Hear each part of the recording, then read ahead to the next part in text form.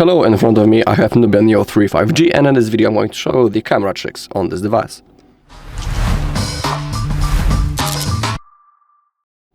Alright, so let's open up our camera app.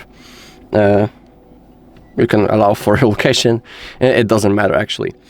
Okay, when it comes to our camera, AI cam is like a normal photo mode, it's just named differently.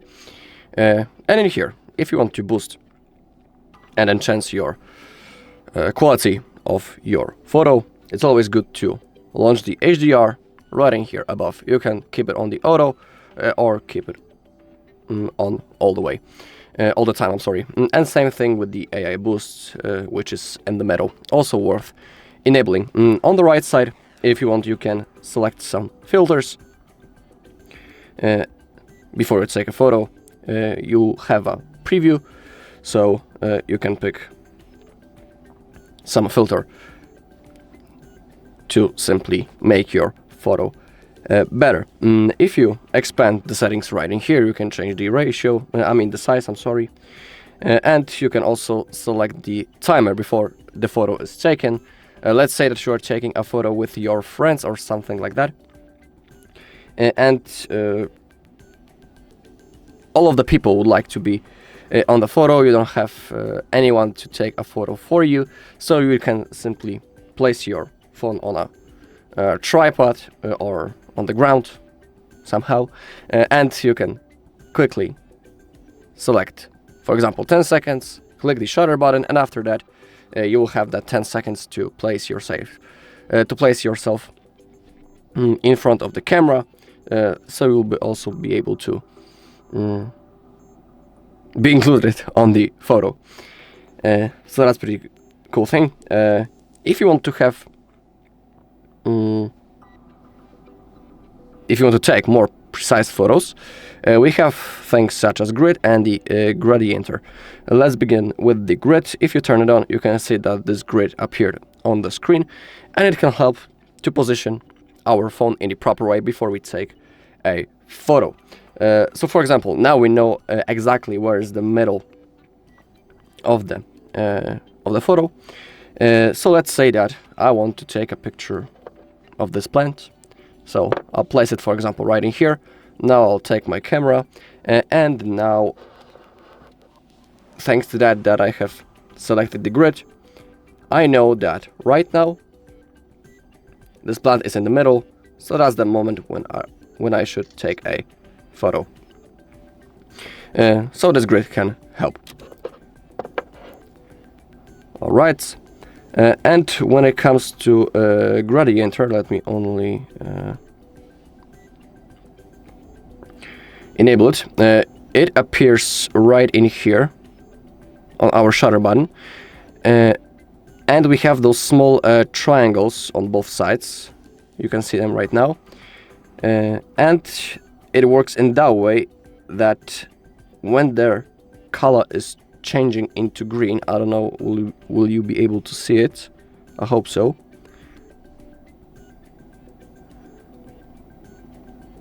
No, we won't. But if the color changed into green, that's like the moment when we should take the photo, because we are holding our phone steady and on a proper level. You can see that it's really shaking. Okay, now it's steady, and that's like suggestion to us that that's the moment when we should take the photo. But for now, I'll turn it off.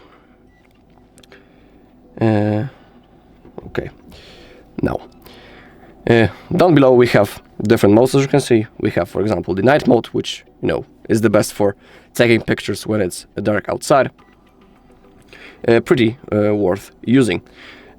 Of course, if you are taking your photos normally, you can also change the exposure level. To do it, simply tap on the screen, and now if you move up or down, now if you release, you can see that the exposure has been lowered.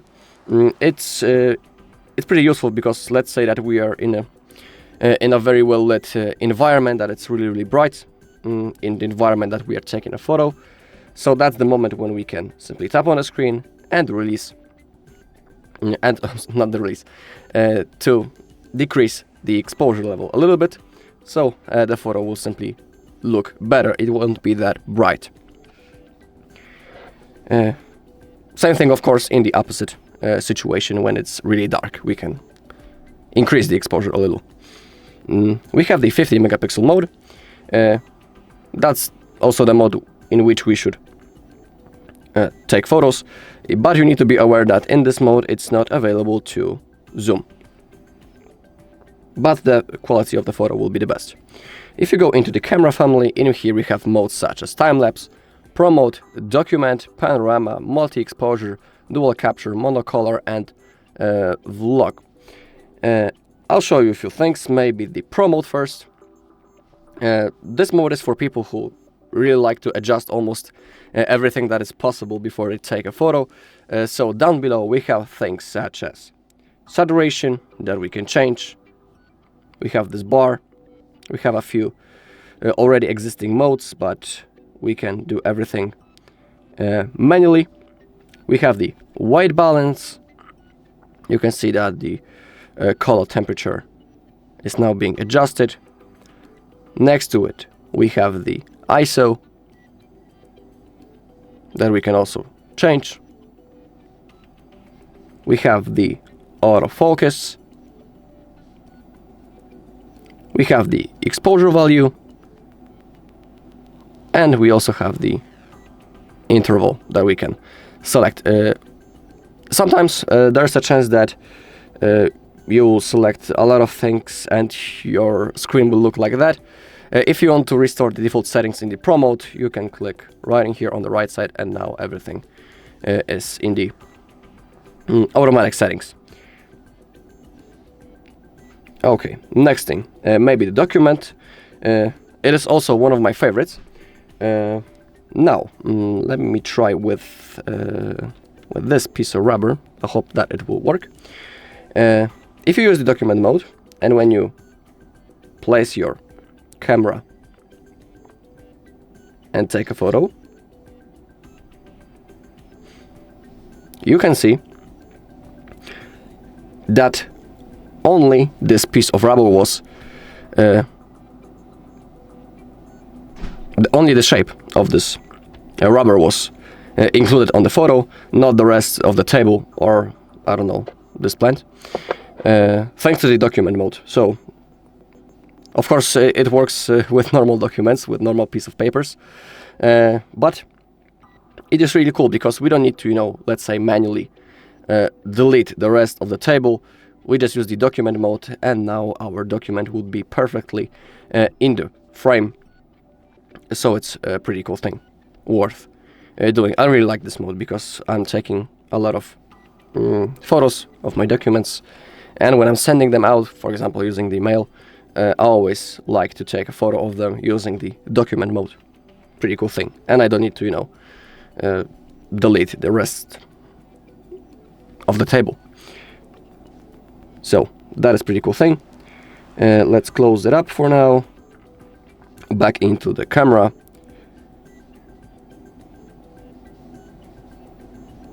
Okay, now maybe the dual capture. That is pretty easy mode. It works in that way that we can record a video from both cameras at the same time. Let me show you. So I will start recording. I will wave from this side and now from that side, and as you can see, the video is still being recorded. If you click on this icon, you can change the side of the cameras. If you click on one of those icons, you can see that now the front camera is the main one, and the footage from rear camera is really small. If you click on that, you'll swap the sides once again. Now I will stop the recording. I'll play it to you, so we'll be able to see that everything has been successfully recorded. Okay, let's get back. Now, let's open up the settings. I'll click on more.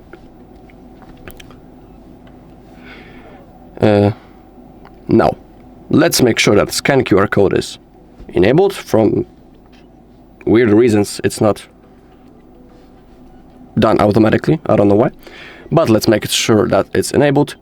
Down below we have the common settings and we have volume key. Currently, if I would be in the photo mode, when I would touch one of the volume buttons, I would take a photo, but we can change the action. So now, when I will click on the zoom,